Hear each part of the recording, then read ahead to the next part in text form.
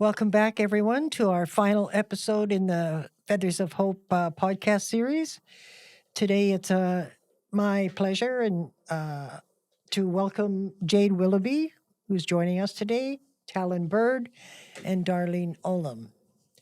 Welcome back, everyone. Anyway, I thought we could just start by having a conversation. If you could, each of you share a bit about what you've been up to in the last recent months. I was gonna say, how far are we going back? I can start off. After Feathers of Hope, I decided to go back to school for a little bit, and I found myself going all the way out to Santa Fe, New Mexico for a little bit. I got a diploma in cinematic arts and technology. I spent a little time out there just working on music, doing a lot of entrepreneurial stuff. Didn't really do so much MC when I was in the States, but when we came back, it kind of went into full throttle.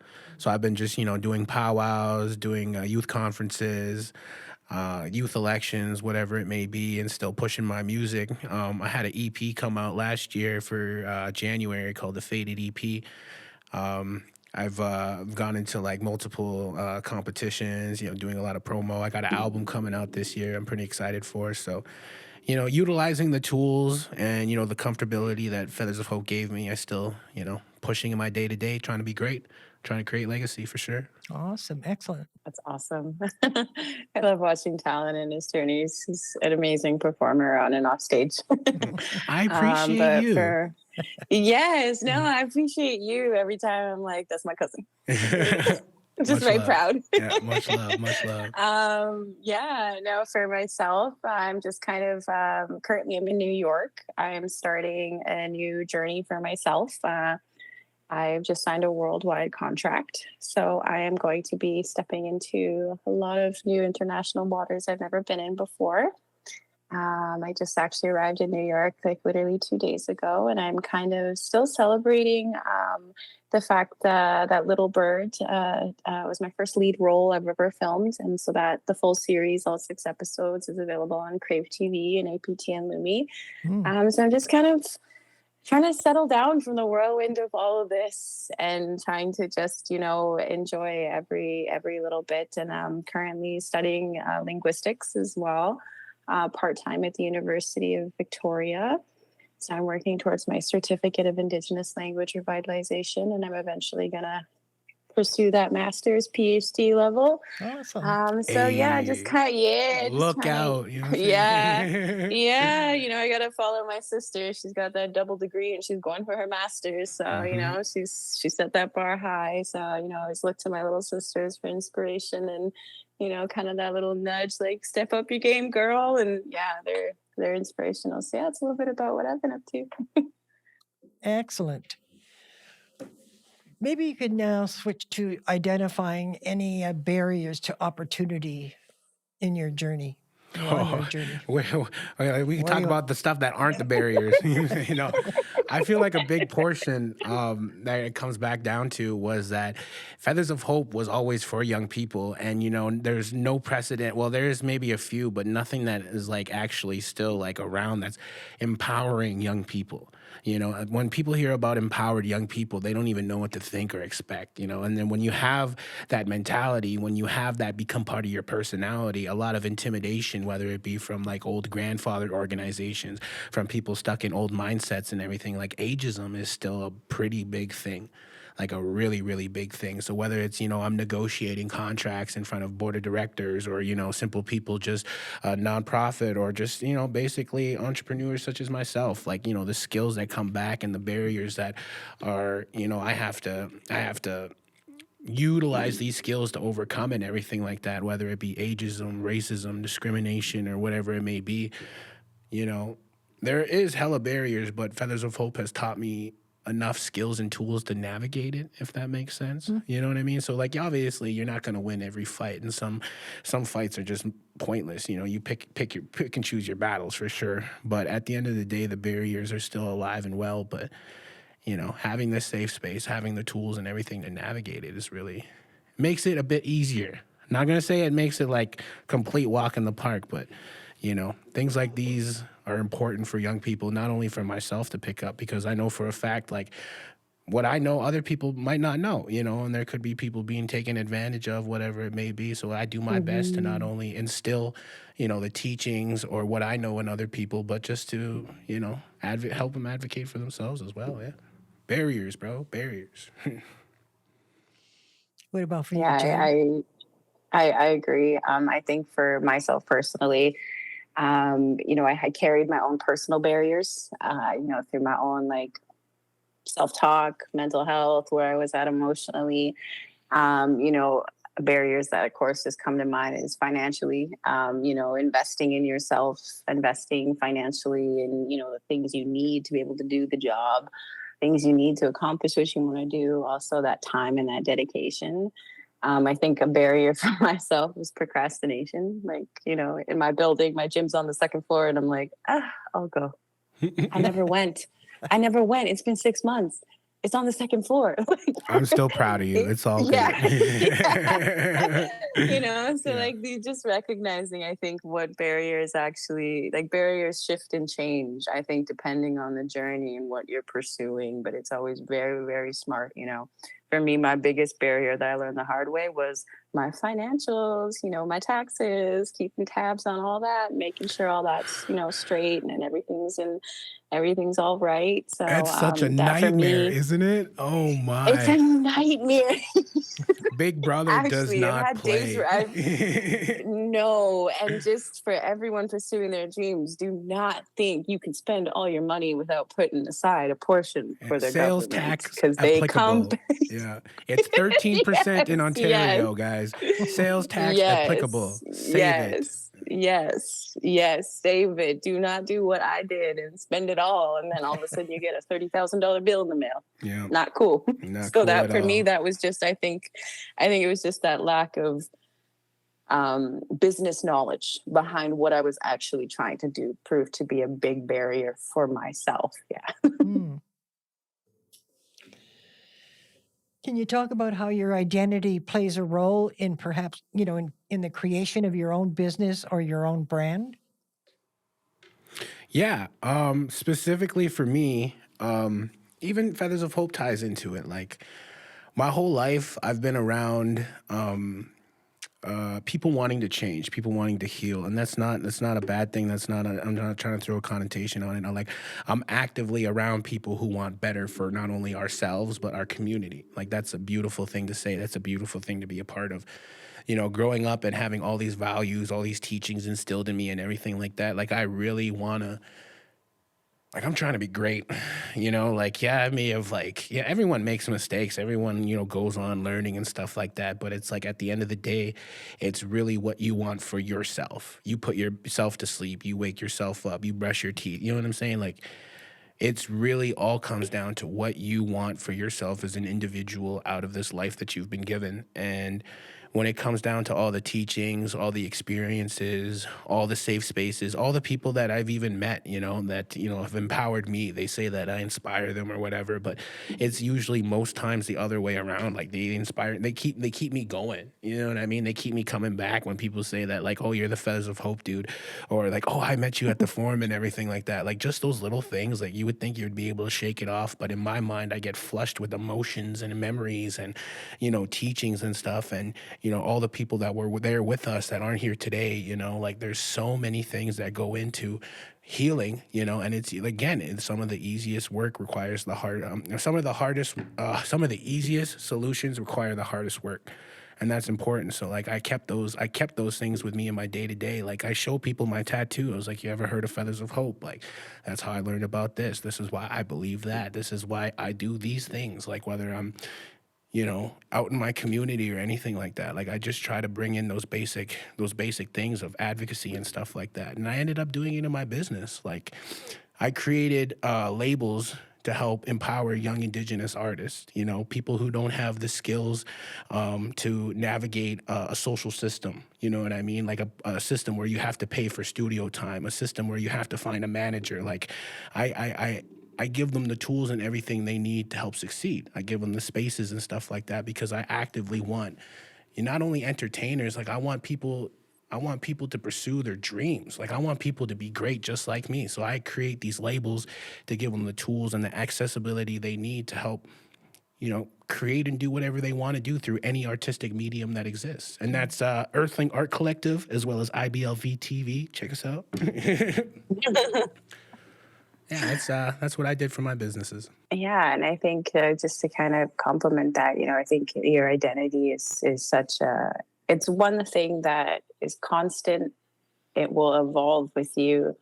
It will break with you. It will change with you, but it's something that no one can really ever take away from you. It's something that you hold, like, for Talon, everybody knows his brand, his energy, his life, his spirit, people know him and they know that. And that's so important, when you are pursuing your dreams and, creating your own brand and, what you stand for, what you won't stand for. You really have to figure out your morals, where you stand as a person for certain issues, because sometimes you might be in a space and someone might ask you a controversial question. Someone might put you on that spot. You might not ask to be in that spot or that position, but sometimes you might be the only person in a room representing, the people. And sometimes it's really difficult. So it's really important to, develop and always put that special work into who you are and who you are becoming and who's going to step out on that stage, who's going to walk down that runway, who's going to direct that next great film, who's going to create the next, amazing design. Like, your identity has to be steadfast, because it's something that people can try to use against you, but they can never take away from you. So I think it's really important in your own business and brand that, you're grounded in who you are. And if you don't know who you are, it's time to go, exploring, go search it out. You might be surprised at what you find. Couldn't agree more. That was beautiful. What advice would you have for young people about creating their own opportunities? It's just going to take that leap. A lot of this stuff, I never thought that I would, become a business owner or that I would travel or anything like that. But it was all because of like the leaps that I decided to take, whether it was, Laura, planning me for an MC gig for the TRC that I had no idea about for like a week beforehand or something like that. But it was just, not backing away from those challenges and stuff like that. Like, don't get me wrong. You're going to get nervous. You're going to get shy. You're going to get anxious and stuff like that. Like, that just means that you care about it. You know what I mean? Like, that's your basic human reaction for it. And then nothing's ever going to take that away. Like, I've tried, like, I thought I was, like, I'm getting nervous even for this, like, and that's just, that reinstates the idea that you honestly care about this, like, and that reinstates it for me. Like, I love this. I think about it all the time. I have dreams about it still. Like, it's very, very important, and it's just, it all comes back to like, oh, fuck. Oh, my bad. Yeah, I don't mean to swear, but it's just when I get so caught up in like honestly feeling my emotions and stuff, my filters have a way of turning off and stuff like that. Because I genuinely, this is how I feel. This is what we're going to. And yeah, no, just take that leap. That's what it comes down to, because comfortability is always going to be there. But the thing about comfortability is that sometimes it has a way of just keeping us settled, and in terms of being great and everything like that, in terms of creating something and changing, you have to get out of comfortability. Everything stays the same in comfortability, so take that leap. It's going to be scary, but I promise you're going to go places you never thought you would, for sure. Yeah. And I think just going with that, like taking that leap and just be prepared to fail, accept failure. Know you're going to fail, know you're going to get doors closed on you, know that you're going to get no's, you're going to get rejected, but embrace that. That's part of building your brand. It's part of making, your identity and who you are as an artist or a performer or a creator or an influencer stay, that sustainability. And that's what, that's what builds sustainability in my mind, is that perseverance. I'm going to go take that leap of faith, and I know I might not fly. I might just hit the ground, but I'm going to keep rolling, because the times that I've stopped were the times that I found myself, like Talon said, stagnant, just staying the same, and it wasn't good. So, when you're going out for your opportunities, don't be afraid to fail. Strive for success, but want that failure, because failure is the only way I personally have brought myself to this point, to be ready to go into international markets, to be ready to handle myself as a business person, to be ready to walk into these rooms and represent myself and stand strong, even when I might have doubts, even when I'm lost on a subway, even though, I might not have all that money, but just be prepared for the struggle. And the struggle is a part of it. It is so crucial. If you don't have a struggle in it, and maybe if you do, and if you don't, that's amazing. You're blessed. But for the rest of us, a struggle is a part of it. It makes our identity. And don't be afraid, man. Don't be afraid. Just go. Just go. Don't be afraid, and because when you get there, there's people like myself, there's people like Talon that closed their eyes and leapt off the edge, and now we're here. So, just don't be afraid. You'll learn to fly eventually. And if you don't, then hop on the backs of the rest of us and we'll take you with us. Yes. Couldn't have said it better. Yeah. They say that true success is really the culmination of a number of failures. So, you're absolutely correct. Just keep going, right? Yeah. Keep going. How do you feel about being a role model for kids, and what keeps you grounded? Yeah, no, this question actually hits home for me. When it comes back to that ageism, a lot of people, when these organizations want to work with you and stuff like that, especially as a young person, like they're so quick to tokenize you. Like, oh, this young person is doing a lot within their community. Oh, this young person is, being talked a lot about within their empowerment. But the number one thing that they tend to forget about, or they penalize you for, is for being human.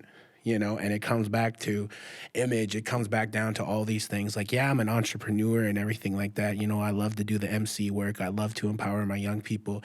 But on the flip side, I make hip hop music, and I do a lot of different things in different lights and stuff like that. So people, if they don't understand hip hop, they have a negative connotation towards it, or, or older organizations will start to pinpoint fingers like, I don't really think that's a true role model or anything like that. So it's always like conflicted at the back of my head that like, oh, maybe I shouldn't call myself a role model or stuff like that. But then, I really got to back from it and then understand that, why do I hold myself to their, inhumane standards? You know what I'm saying? Like, why am I giving myself crap about something that they don't even follow themselves, from organizations that keep us oppressed, that keep us stagnant, that keep us, discriminated against? And why am I trying to follow the way that they think I should be?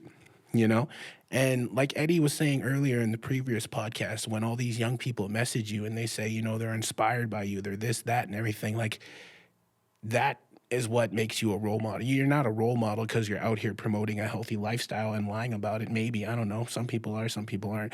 You're a role model because you actively had a positive influence on somebody's life, and that's the lesson. That's the teaching they take away from it. Like that's what I had to actually teach myself. You know what I mean? I'm not teaching them how to live like me. I'm not teaching them how to live their life. I'm giving them tools to be able to feel safer. I'm giving them tools to be able to help navigate in a more positive way, And that's just something I struggled with internally. But now that I'm older, now that I've had experiences, all I can teach young people is, how we can create change and how we can create legacy and, what steps I'm taking to create a better, positive life for myself, and then people just take what they need, and that's good. Everyone's a puzzle piece. They'll take the pieces they need to complete their own. And yeah, that's what I feel a role model is. Yeah, for sure. Oh boy, that's it's a hard one for me. I think I feel really awkward with the idea of being a role model. I think because I think a lot of our society borders on making role models into idols, and that idolization. And, I think for me, I want people to like, yeah, I love what I do, but you could do way better. Like, come on, you could do way better, and I love that. And I feel like I'm still at that point where I feel I like to walk around looking like a little gremlin, And so I've met people like where they're like, oh, you're a model. like looking like a, Oscar the Grouch just called out the garbage can. I'm like, yeah, Yeah. but it's just these, I think it's an interesting place to be in, I think, to navigate, where you don't want people to start looking at you in that way, like, oh, you're everything and fawning, because that's not how I am. And I don't like to brag about what I do.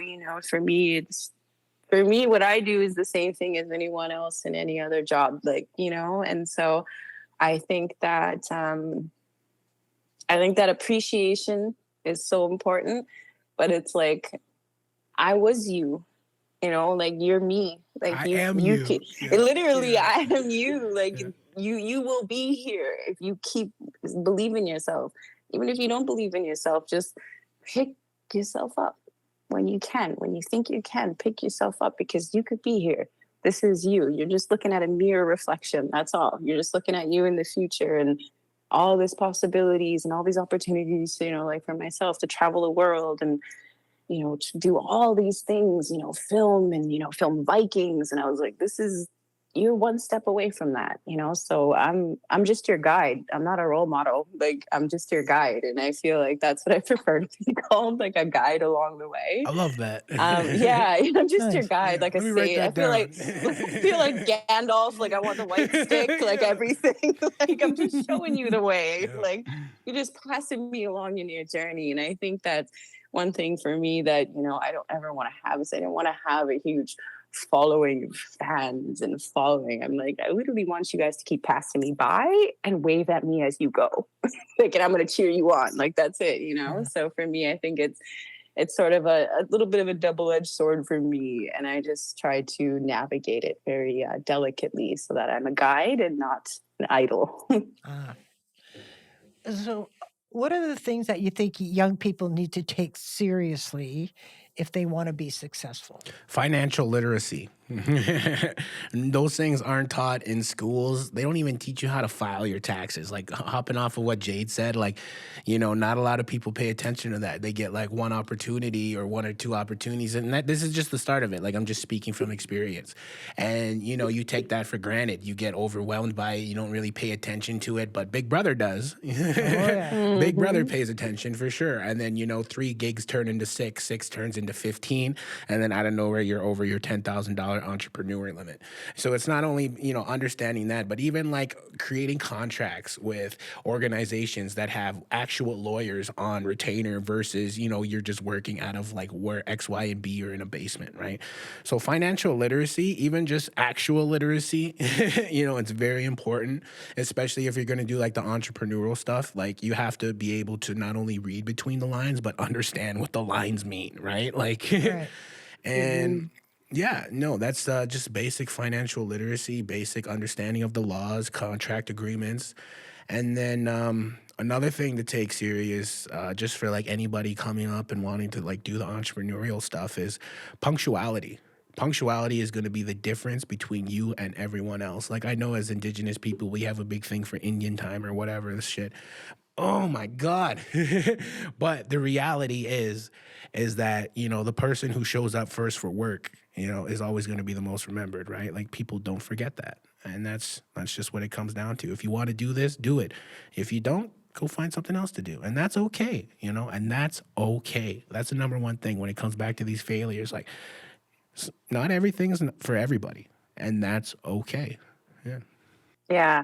And I just going to back that again. The financial literacy, is a huge component, especially if you're looking to step out as an artist, entrepreneur, designer, whichever, is calling to you, but as well as that literacy as well. If you're looking to get into acting, one of the biggest things I will tell you right off the bat is pick up a book. It's incredible the amount that I have to read. It's incredible the amount of episodes, scripts, auditions. They might send you an audition with 12 scenes and you got 24 hours to be off books, meaning you can't look at the thing, so it's like that literacy is really, really important. Also, it's part of that protection, knowing what you're signing, knowing, and, I've been in situations where I haven't protected myself financially and I got ripped off. And that's all learning curves. But I think that one of the biggest things, like for me, is that perseverance. And, like Talon said, got to have that dedication, like your own business. No one's going to wake you up. No one's going to make you be there on time. You got to do it. You got to plan ahead. You need to prioritize. You need to plan. And it's about that management of yourself, your life, also emotional intelligence, knowing when you're exhausted, knowing when to say no, knowing when you're not in a safe place and a safe environment for business. That's happened, especially in my industry and acting and modeling. There are people that have not the best intentions. So it's also having that awareness of your environment, your surroundings, being very real that you still are an indigenous body. You are a body of color that is in big cities. You're, in these spaces that, weren't often friendly or welcoming to us. So just, having that, keeping your head up, it's fun. There's the whole fun side to it. It's fun and games. There's clothes, there's everything. But then there's a very real, serious aspect of business. There's a very real serious aspect of protecting yourself and protecting those that you might represent or might be working with you, so that, no one's ripped off money, no one's hurt, nothing bad happens, there's no injuries.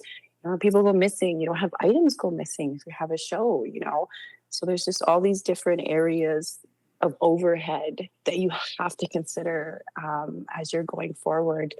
In protecting yourself. So I think that awareness of situational awareness as well too, like myself, I'm in New York City, I'm by myself, female, body of color. I'm living in Brooklyn. I'm here for 21 days and I'm by myself. So I have to keep my wits about me. I have to know where I am. I have to know safety things. So, it's really about really doing your research as well, where you're going to be, where you're going to be around, who's going to be around you.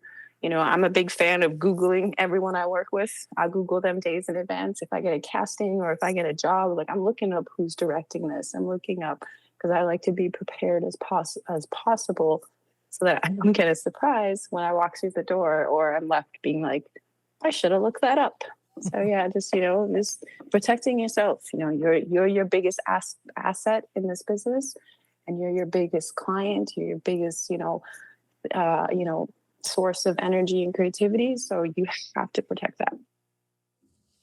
Okay. Do you feel like being Indigenous has influenced any of your opportunities? I feel like it greatly influenced mine. I mean,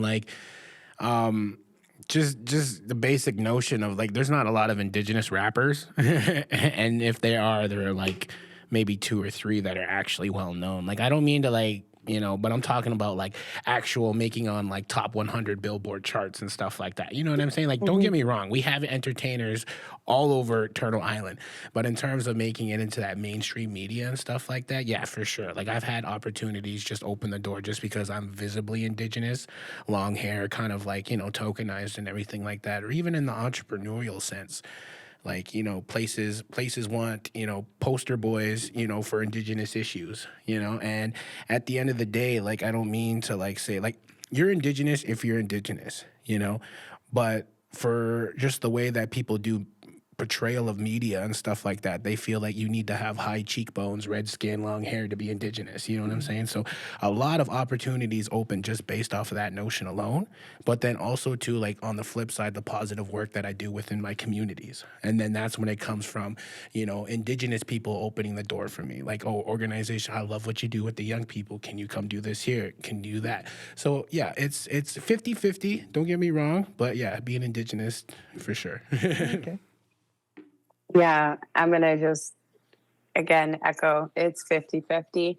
I think right now, just where, media, entertainment and everything is in the worldwide sense, there are a lot of people that are looking to, First Nation culture more, whether that's in a positive light, negative light, whether you're appropriating things or you're not, but it's there, people want to see that. And we're at a time now, where it's Town said, there's people hitting billboards and there's people, doing this work and creating these spaces where we literally have never been welcomed before. And that's a big step, that's a big step because, in 2 generations from now, it's going to look totally different in terms of opportunities, and we're going to look back on these conversations here today and be like, okay, maybe we didn't consider ourselves trailblazers then, but we were, we are. We're doing things that people I want to do. Like the same way that Talon said, there are people that write me, mothers of daughters or fathers or, girls or boys or men or however they identify, and they ask me questions. They want my advice, and right off the bat, I feel underqualified, but I'm like, wait, no, let me think about where I've been. Let me think about where I've done and how I can help. And I offer that, I don't charge money for that. I don't charge anything for that because it's just my story. It's just my experience. And my experience can only lightly guide anyone. So I think that, yeah, it's 50-50. You're going to encounter racism, you're going to encounter oppression, but you're also going to meet the spaces and people that will uplift you and will want to celebrate, who you are with you.